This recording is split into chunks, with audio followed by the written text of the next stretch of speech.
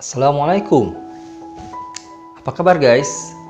Semoga selalu kabarnya baik dan keren ya. Kita ketemu lagi di DDMW dalam video yang kedua setelah video pertama yang banyak membahas tentang syariah. Nah, di video kedua ini kita akan banyak membahas tentang akad, kemudian apa macam-macam akad, definisi akad, dan juga nanti ada mengenai transaksi, macam-macam transaksi, dan juga jangan lupa ada contoh kasusnya ya. Nah, langsung saja kita simak video berikut ini dan teman-teman saksikan dari awal sampai akhir karena di dalamnya terdapat banyak sekali pembelajaran. Dan jangan lupa subscribe, kemudian like, dan juga kalau teman-teman merasa video-video di dalam channel ini banyak manfaatnya, silahkan share sebanyak-banyaknya. Oke, langsung saja. Terima kasih. Semoga bermanfaat. Wassalamualaikum warahmatullahi wabarakatuh.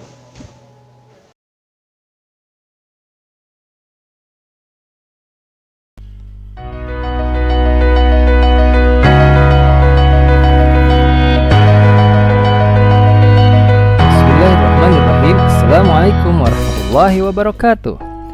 Berjumpa lagi dengan saya di seri kedua Belajar Syariah bersama Kang Deden.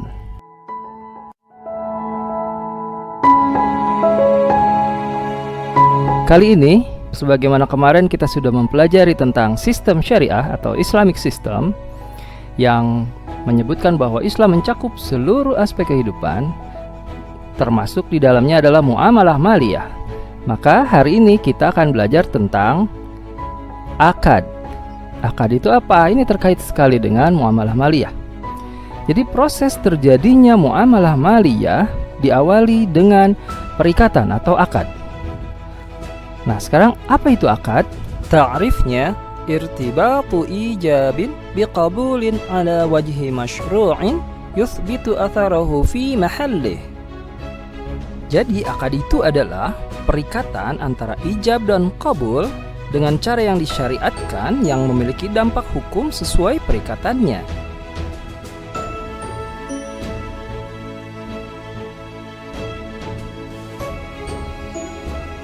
Banyak hal yang perlu dihindari dalam berakad secara syariah. Antara lain, yang pertama adalah adanya mudarat atau keburukan.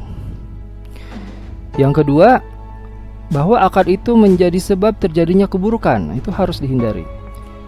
Yang ketiga, adanya tadlis atau penipuan ya.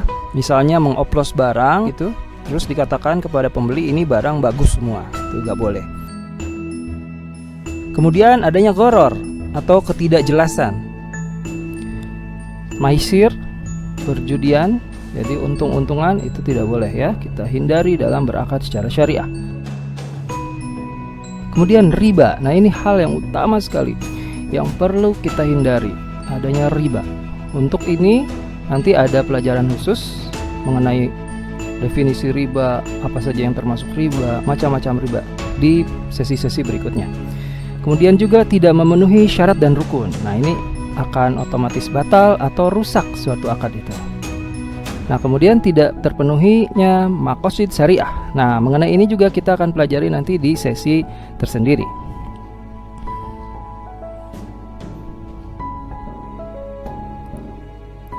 Berikutnya, jenis-jenis akad dalam syariah itu kita mengenal ada dua jenis ya, akad atau kontrak syariah. Yang pertama adalah yang termasuk akad komersial atau tijarah. Yang kedua, yang termasuk akad non-komersial atau tabarruk, kebajikan. Nah, apa saja yang termasuk akad komersial? Secara garis besar itu terdapat dua jenis, yaitu yang pertama natural certainty contract, yang kedua natural uncertainty contract.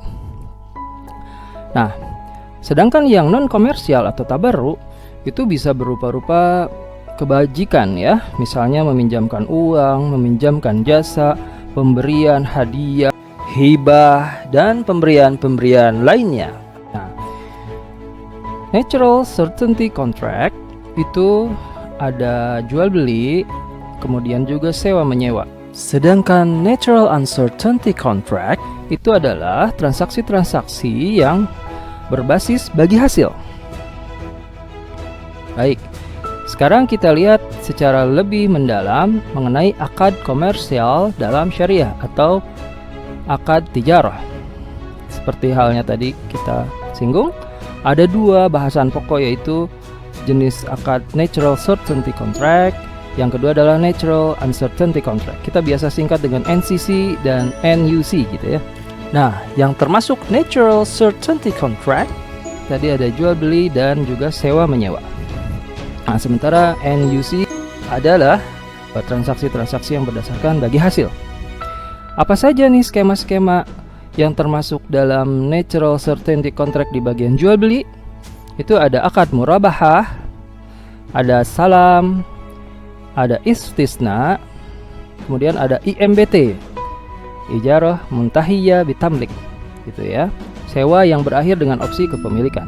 Sementara di jenis sewa ini ada skema ijarah. Nah, nanti tentang skema-skema pembiayaan ini juga kita akan bahas pada bahasan khusus di sesi-sesi selanjutnya. Sementara untuk bagi hasil ada musyarakah, misalnya ya, mudharabah, dan skema-skema lain yang berdasarkan prinsip sharing atau bagi hasil.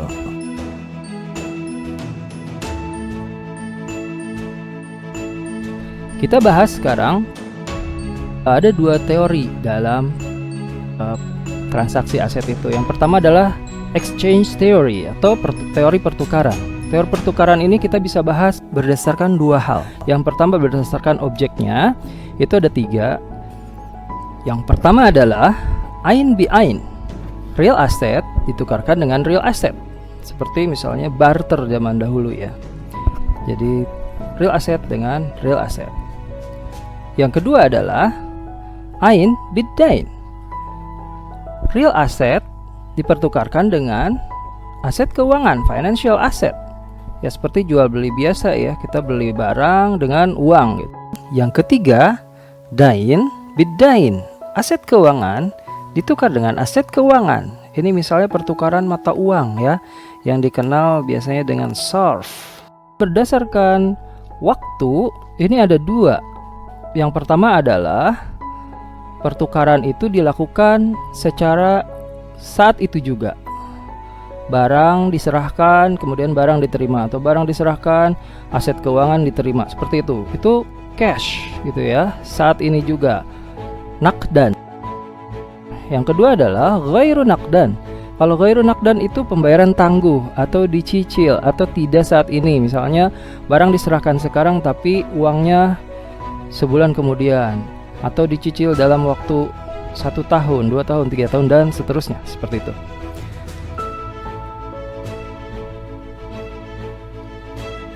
Nah, sekarang yang kedua adalah teori percampuran atau mixing theory. Teori percampuran ini adalah sebuah kontrak komersial atau akad tijarah ya kan. Nah, akad tijarah di mana para pihak itu saling mencampurkan asetnya untuk suatu pekerjaan atau proyek tertentu. Nah, apakah di sini ada return tetap di teori percampuran syariah? Ternyata tidak. Jadi return yang dijanjikan itu tidak ditetapkan di awal. Kemudian apakah juga predetermined, segala sesuatunya ditentukan di awal nih apa yang didapat, kemudian berapa jumlahnya? Ternyata tidak. Kemudian nanti atas proyek ini atau atas pekerjaan ini para syarik atau para peserta kongsi itu akan berbagi untung, dan juga kalau terjadi kerugian juga dibagi berdasarkan kesepakatan, berdasarkan porsi modal masing-masing yang diserahkan pada awal kerjasama. Nah, misalnya nih ada 3 orang berkumpul bermaksud ingin bekerja sama dalam suatu usaha, misalnya ingin membuka bengkel motor gitu ya. Dibutuhkan modal katakanlah ya 100 juta. Nah, 3 orang ini saling menyetorkan uangnya gitu ya. Misalnya yang satu 30 juta, kemudian yang satu juga 30 juta. Nah, yang satu 40 juta nih misalnya, dia lebih tajir mungkin gitu ya. Nah, ini akan menjadi bergabung nih, menjadi satu kesatuan. Nah, ini modal 100 juta kemudian digunakan untuk modal usaha bengkel. Nah, ketika bengkel itu menghasilkan sesuatu, nanti bisa untung ya, ataupun bisa rugi. Nah, apapun itu ini akan dibagi berdasarkan tadi porsi modal. Kemudian di awal kesepakatan itu kan disepakati objek bagi hasilnya apa nih, ada net profit atau gross profit. Nah, itu disepakati. Nah, nanti dari hasil yang diperoleh itu dibagi berdasarkan masing-masing porsinya. Nah, ini misalnya buat si A gitu ya, dapat bagi hasilnya, B juga dapat bagi hasilnya, demikian juga C. Nah, ini mengenai masalah musyarakah atau mudharabah gitu ya. Ini bekerja sama usaha yang berdasarkan bagi hasil juga nanti akan dibahas pada bahasan-bahasan berikutnya.